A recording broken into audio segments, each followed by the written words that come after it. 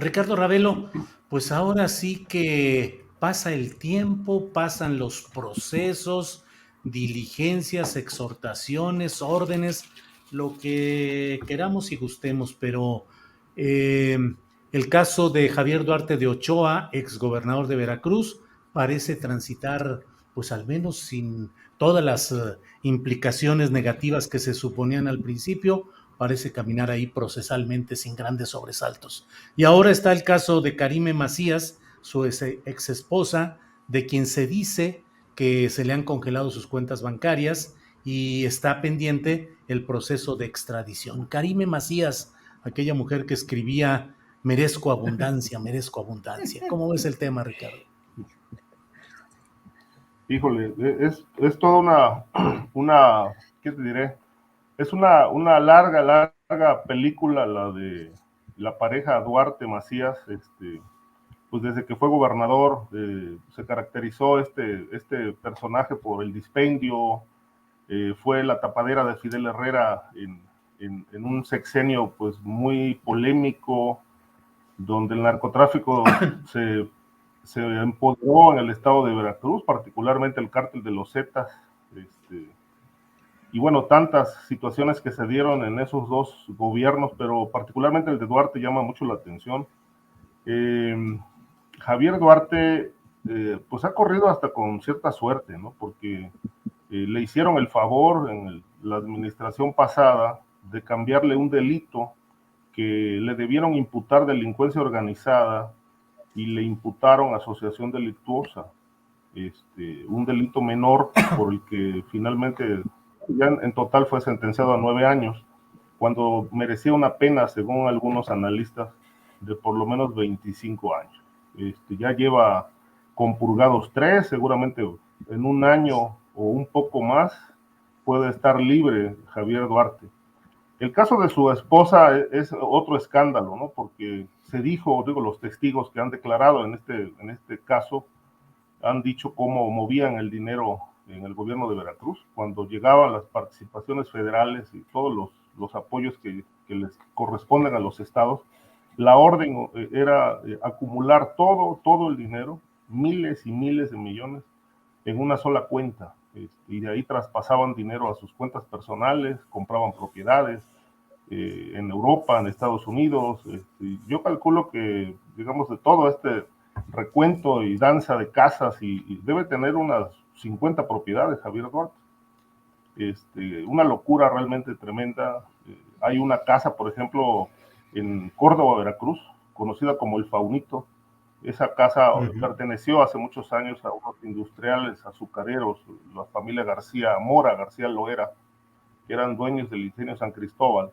Esa casa que está ubicada por ahí por Coscomatepec, en Veracruz, cerca de Córdoba, la mandó remodelar, le ordenó a uno de sus funcionarios cercanos que le metieron como 500 millones de pesos para remodelarla. Incluso cumplió el capricho de desviar el brazo de un río para que el río cruzara por abajo de la casa, que estaba en una parte alta, con los pisos de cristal. Entonces se veía el río y se escuchaba el agua cuando pasaba por esa zona, ¿no? Entonces, ese tipo de inversiones hizo, y bueno, finalmente esto derivó en su huida a Guatemala. Su esposa se fue a Londres, donde vive. Ella está acusada de un desvío, me parece que muy menor, salvable legalmente, de 240 millones de pesos, fue lo que le pudieron acreditar, cuando, bueno, los testigos que han declarado hablan de miles y miles de millones, ¿no? Karime Macías, por ejemplo, se movía con tarjetas de crédito American Express negras, que eran prestadas por socios de Duarte, y por lo menos de los últimos recibos que se conocieron de sus gastos, había gastos por 100 millones mensuales, eran lo que le pagaban a American Express de gastos por compras de bolsas, perfumes, zapatos, ropa, en las mejores tiendas de Nueva York y de Europa.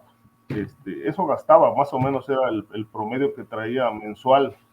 Una locura, ¿no? Que después pues se descubrió en una bodega de Córdoba, cuando encontraron aquello de merezco abundancia, ¿no? Un escándalo tremendo. Si extraditan a Karime Macías, creo que es un tema que puede librarse, porque realmente fue una investigación muy limitada, donde solamente le pudieron acreditar un desvío en el DIF de 200 millones de pesos. Hoy, por ejemplo, sigue siendo un secreto dónde están las propiedades que le incautaron a Javier Duarte. Se presume que en el gobierno de Miguel Ángel Yunes, estas propiedades pasaron a formar parte del gobierno del estado de Veracruz para que fueran vendidas y de esa manera recuperar los dineros que se usaron para la adquisición de esos inmuebles. Pero hoy es un misterio. Realmente la lista de propiedades se desconoce, y se desconoce si realmente Yunes operó para devolver al pueblo veracruzano lo robado, o bien están resguardadas hasta que Javier Duarte salga de la cárcel para devolvérselas. Hoy el tema patrimonial de Javier Duarte es un verdadero misterio, ¿no? Porque incluso hay hoteles, inversiones en residencias en España, en Francia, que ni siquiera ya se habla de eso, ¿no? Creo que es un tema que tiene todavía muchísima cuerda. Esperemos que se logre la extradición, porque Karime ya solicitó asilo político en Inglaterra para no ser extraditada, porque dice que acá en México es perseguida por los enemigos políticos de su marido. Gracias, Ricardo Ravelo. Guadalupe Correa Cabrera, ¿qué onda con Karime Macías y qué pasa con todos estos procesos de ella y su exesposo Javier Duarte de Ochoa? Pues en los que finalmente pareciera que no ve uno un ánimo verdadero de hacer justicia proporcional a los daños que cometieron y al enriquecimiento ilícito del que se hicieron acreedores. ¿Qué opinas de todo esto, Guadalupe? Pues definitivamente, yo creo que el tema de Javier Duarte y Karime Macías, el tema que nos abre esta discusión bueno, la solicitud de, o sea, de ser protegida por otro país, por Inglaterra, del asilo político. ¿Cómo es posible, no? Es que es una persona que ella, que, bueno, pensaba que merecía abundancia y además de todo, ahora protección. Creo que esto es un tema que va más allá de dos personajes, pues, relativamente polémicos. Más de 240 millones de pesos es demasiado si consideramos la capacidad que tiene un mexicano regular. Y bueno, esto considerando todo lo que se ha dicho, todo lo que nos platicó Ricardo Ravelo con relación al caso muy particular de la cuestión patrimonial de Javier Duarte y Karime Macías. Yo creo que más allá de esto, está en cómo devolver al pueblo lo robado, cómo hacer justicia cuando esto va más allá de un exgobernador de un estado que estuvo pues realmente su población acechada por la delincuencia organizada, una expansión tremenda durante el sexenio de Javier Duarte y el sexenio previo de Fidel Herrera. Me parece un tema muy relevante porque esto nos remite a otros casos. Pensar en si realmente se va a hacer justicia y se va a devolver al pueblo lo robado, ¿no? Y parece ser que no hay una voluntad política o una voluntad de hacer esto, ¿no? Es realmente una cuestión de negociación entre abogados de estas personas que pueden pagarlos todavía con lo que se robaron, con lo que le robaron al pueblo. Pienso en el caso de César Duarte en Chihuahua, pienso en el caso de los gobernadores tamaulipecos, de muchas cabezas de estados de la República Mexicana, ¿no? Y por eso quisiera hacer otra pequeña reflexión, porque creo que el análisis de Ricardo Ravelo con relación al tema de Karime Macías y con relación al tema de Javier Duarte fue muy completo. Pero pensando en este tema, quiero hacer una muy breve reflexión con relación al hecho de que En muchas ocasiones, y esto lo dicen muchos los estadounidenses, los gobernadores reciben dinero del narcotráfico, protegen al narcotráfico a cambio de dinero, lo mismo que Genaro García Luna, y por eso está en los Estados Unidos por recibirle dinero al Chapo Guzmán. Yo no quiero no pensar en que esto sea así, porque la protección política obviamente permite que se vinculen estos políticos con el narcotráfico, pero yo me pregunto, simplemente, toda la capacidad que han tenido de robarle al Estado, al erario de su Estado, al erario de la nación, tantos recursos, pues realmente a mí me parece que muchos de los recursos que tienen en cuentas en los Estados Unidos y que los vinculan a crimen organizado, el crimen organizado es que se organizan para hacer actos de corrupción al más alto nivel. Creo que el tema de Javier Duarte y su esposa estuvo, pues realmente nos da claramente esa imagen, ¿no? Y entonces, Genaro García Luna, de la misma forma, todos los escándalos, todo el presupuesto que tuvo para generar la Policía Federal, cual dirigir la Secretaría de Seguridad Pública, todos los recursos que tuvo de privatizar los penales, todo en la capacidad que tuvo, todos los recursos para Plataforma México. ¿Ustedes creen que iba a recibir dinero del Chapo Guzmán? Puede ser que sí, que quisiéramos ver que nos muestren eso los estadounidenses, ¿no? Pero en realidad, a quien han robado todos estos gobernadores, inclusive Thomas Yarrington,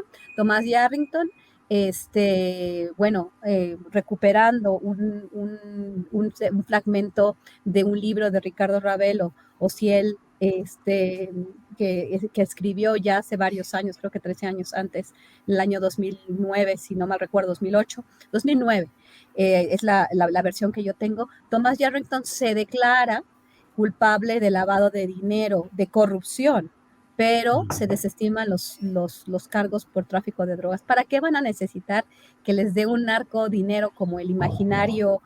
Aunque obviamente permiten que esa corrupción opere en niveles más bajos cuando tienen la posibilidad de robarle tantísimo dinero, miles de millones de pesos al pueblo mexicano.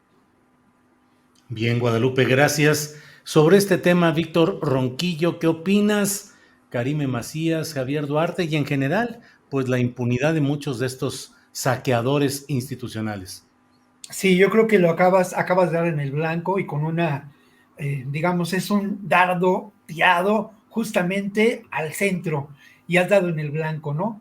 Saqueadores institucionales. Yo creo que esto nos remite, ya lo decía Guadalupe Correa, nos remite a cómo operó el Estado, las instituciones del Estado en función de la delincuencia, en función de la acumulación de capital, en función del saqueo, en función de la corrupción y el uso de recursos de obras públicas en beneficio propio, en la construcción de verdaderos imperios criminales. Esto hay que mirarlo en relación a cómo se va construyendo, ¿no?, esta realidad política en nuestro país y cómo esta realidad política lamentablemente persiste hoy en día y ya hablaremos más adelante, se expresa de manera muy peligrosa de cara a las elecciones que se llevarán a cabo el próximo año. Yo quisiera también retomar parte de lo que han dicho mis colegas en relación a la afectación a las personas, ¿no? Cómo estos verdaderos imperios criminales que ocupan el poder político, ligados a otros poderes, como puede ser el poder criminal, el poder también empresarial, que de alguna manera busca beneficios más allá de los negocios lícitos, cómo esto afecta de manera grave a las personas, ¿no? Yo quisiera recordar las desapariciones, la violencia, los periodistas asesinados en el régimen de Duarte y cómo de alguna manera esta realidad en Veracruz persiste hoy en día, ¿no? Y cómo este entorno de violencia que en este momento persiste, se da en nuestro país, tiene que ver con la construcción de estos imperios criminales. Lo otro que quisiera señalar es cómo Karime Macías pertenece a lo que mi maestro José Agustín llamó parte de la tragicomedia mexicana, no hay duda, es un personaje perfecto de esta tragicomedia mexicana. Recordabas tú, Julio, esta frase, ¿no? De merezco abundancia. Recordaba Ricardo esta bodega donde se encontraron obras de arte, donde la acumulación enfermiza, de verdad nos hace pensar en problemas seriamente pues permítanme decirlo de una manera un tanto conservadora, ¿no? Pero de pérdida absoluta de valores, de degradación social. Y bueno, para concluir, me parece como otro elemento de veras terrible, doloroso, el que en este momento esta persona esté buscando asilo político y se diga víctima de los enemigos políticos de su esposo, ¿no? Entre los que señala a Yunes, señala a Osorio Chong y señala a López Obrador. Figuras que sin duda son absolutamente disímbolas y que sí, pues de alguna manera en distintos momentos pueden considerarse opositores a Duarte, pero no hay duda de que hay un enorme, insisto en ello, degradación social que nos corresponde a nosotros como ciudadanos, como periodistas, reconocer también cómo estos imperios criminales han golpeado de manera grave, más allá del narcotráfico, hablo de imperios criminales, hablo de economía del delito, cómo han golpeado a la construcción de las incipientes instituciones democráticas. El caso Cuauhtémoc Blanco es un caso también relacionado con estas realidades. Lo que ocurre en Tamaulipas, lo que puede ocurrir en San Luis Potosí, o ya está ocurriendo, en fin, este es un grave daño, y es un grave daño que lamentablemente en estos momentos enfrenta al actual gobierno a un reto importantísimo, ¿no? Reconstituir las instituciones o construirlas o reconstruirlas, a fortalecer al verdadero Estado mexicano. Me parece que esto es el gran reto en lo que viene en el futuro del gobierno de López Obrador. Bien, Víctor, gracias.